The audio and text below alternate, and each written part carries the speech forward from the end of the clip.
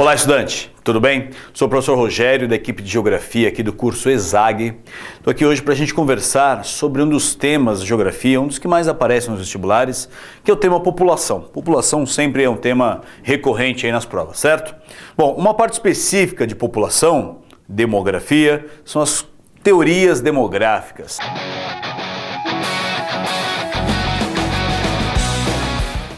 Provavelmente você já ouviu falar, certo? Vamos lembrar do que se tratam as principais teorias? Então vamos lá. Nós temos três principais teorias demográficas. Então são ideias, são reflexões sobre comportamentos demográficos que nós temos que conhecer. A primeira teoria demográfica, talvez a mais famosa, é a teoria malthusiana. Já ouviu falar? Teoria malthusiana? Bom, então vamos lembrar do que se trata. A teoria malthusiana, ela foi criada pelo que é considerado ali o grande pai, o pai da teoria, aliás, da demografia, um senhor chamado Thomas Robert Malthus. Thomas Robert Malthus. Ele era um inglês. Bom, as ideias de Malthus, desse inglês, ele era um economista inglês, mas também ele era um pastor anglicano. Então tinha ali como profissão a parte de economista, mas também a religiosidade, um elemento muito importante, não só da sua personalidade, mas das suas ideias. No final do século XIX, Malthus expõe a sua teoria, na verdade ele escreve todo um livro, um estudo aprofundado sobre a população, e ele tira algumas conclusões. Ele tira conclusões com base na população da Inglaterra do final do século XIX. E essas conclusões é que, na verdade, o conjunto delas acabam formando a chamada teoria malthusiana. Bom, a essência da teoria malthusiana, e por isso ela é bastante estudada, é basicamente um estudo comparativo. Malthus comparou dois elementos principais. Quais são eles? Malthus comparou a produção de alimentos com a reprodução humana, então justamente o crescimento da população. Para Malthus, era essencial entender a comparação entre esses dois elementos. A alimentação como base, digamos assim, elemento vital para a reprodução humana. E Malthus chega a uma conclusão bastante assustadora para ele e para a época. Malthus percebeu que a produção de alimentos acontecia, o crescimento da produção de alimentos acontecia em uma progressão aritmética, portanto um crescimento linear e constante. E ele comparou com o crescimento populacional, que em suas reflexões ele concluiu que o crescimento populacional acontecia numa progressão geométrica, aquela clássica comparação entre PA e PG. Então se a gente colocasse essa comparação num gráfico, a gente percebe que o crescimento de alimentos aqui em verde, numa PA, teria um crescimento constante. Enquanto o crescimento da população em uma PG, fácil e logo ultrapassaria a produção de alimentos. Então a partir desse momento, esse ponto de cruzamento aqui entre as duas variáveis, seria um momento muito perigoso. Nós teríamos aí uma produção de comida insuficiente para a população que viria a partir dali. Bom, hoje sabemos que a conclusão de Malthus estava equivocada. E o principal equívoco da teoria malthusiana, das ideias de Malthus, foi ele imaginar que a produção de alimentos aconteceria sempre da mesma forma. Basicamente, Malthus não imaginou o que hoje nós sabemos que aconteceu, a Revolução Verde. Então nós tivemos um momento, década de 40, 50, nos Estados Unidos principalmente, onde nós tivemos um grande salto em termos quantitativos da produção de alimentos. Mecanização, os insumos agrícolas, então nós tivemos um aumento muito grande. Então essa ideia, essa conclusão de Malthus estava equivocada.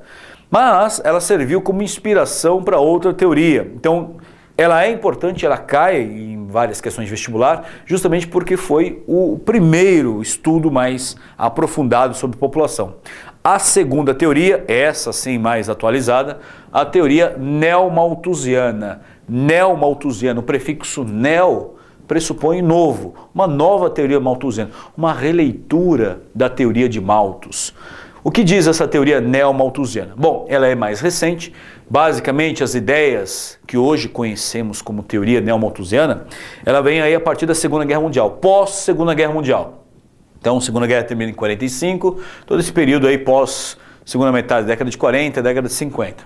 Bom, esse momento, na questão demográfica mundial, foi muito importante. Dos países, principalmente os países que hoje são chamados de países em desenvolvimento, na época, alguns eram subdesenvolvidos, eles começam a perceber ali a famosa explosão demográfica, o período do baby boom.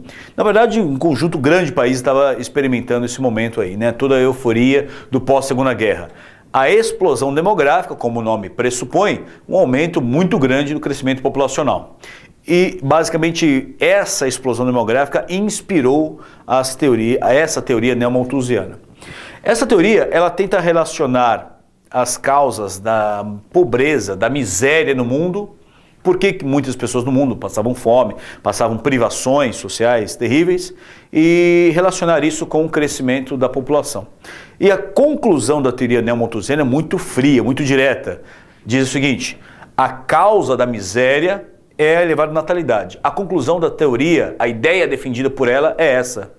Trocando em miúdos, como se essa teoria dissesse a uma população de um país pobre: vocês são pobres porque vocês têm muitos filhos. Porque essa teoria defende essa ideia. A causa da miséria é a elevada natalidade. Bom, em cima dessa conclusão muito súbita, muito direta, a teoria neomalthusiana, ela enxerga a necessidade de um controle de natalidade, e controle esse que deveria ser imposto pelo Estado. Então o país, o Estado, deveria ser o responsável por controlar a população ou o crescimento populacional em cada país. De que forma? Impondo, e essa palavra é importante, impondo políticas de controle da natalidade. Nesse momento, provavelmente você deve estar imaginando, lembrando de um país que se encaixa nessa teoria. Hoje, a China. A política de um filho por casal, a política do filho único. Então o Estado determina a quantidade de filhos, totalmente uma política neomalthusiana. Ela pega carona em uma ideia de uma situação de miséria, de pobreza, e coloca justamente a necessidade, a emergência da solução através do controle populacional. Uma teoria bastante fria e muito direta, né? O contraponto da teoria neomalthusiana é justamente a terceira, que vem um pouco depois. A teoria reformista, também conhecida como teoria marxista. Reformista ou marxista, tanto faz. Essa teoria começa a ganhar força aí meados da década de 70, e ela basicamente vai inverter a relação de causa e consequência da teoria neomalthusiana. Ela tenta relacionar, sim, a miséria também com a população, só que de uma outra forma. O que diz a teoria reformista? Ela inverte, ela fala: a consequência da miséria é a elevada natalidade. Perceba, vamos voltar, a causa da miséria é a elevada natalidade, diz a teoria neomalthusiana. E a teoria reformista? Ele diz que a consequência da miséria é a elevada natalidade.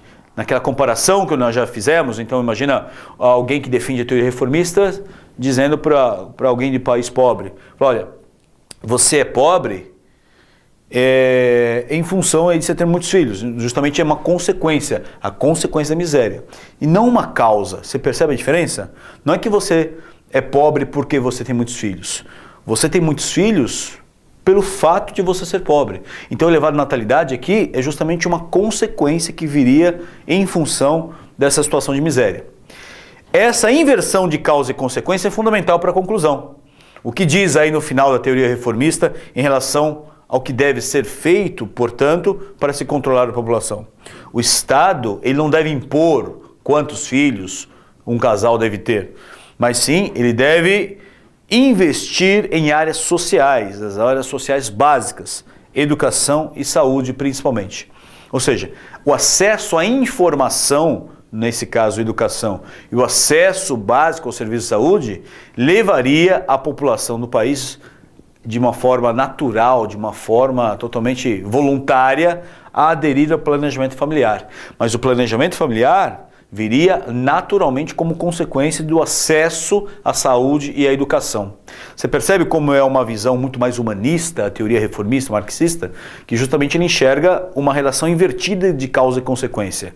A miséria era justamente a consequência. Então, aliás, a miséria como fator aí desencadeado por essa elevada natalidade. Somos duas teorias mais recentes que na verdade elas contrapõem a relação de causa e consequência, mas as três aparecem no vestibular.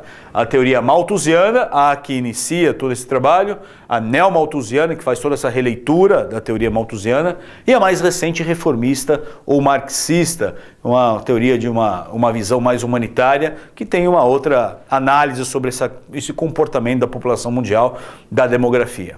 Legal? Valeu para lembrar desses principais pontos? Essas três teorias têm uma frequência e uma incidência razoável nas provas. Tudo bem? Espero que você tenha estudado, entendido muito bem essa parte da geografia. Te espero aí em próximos vídeos. Um grande abraço, boas provas a todos. Tchau!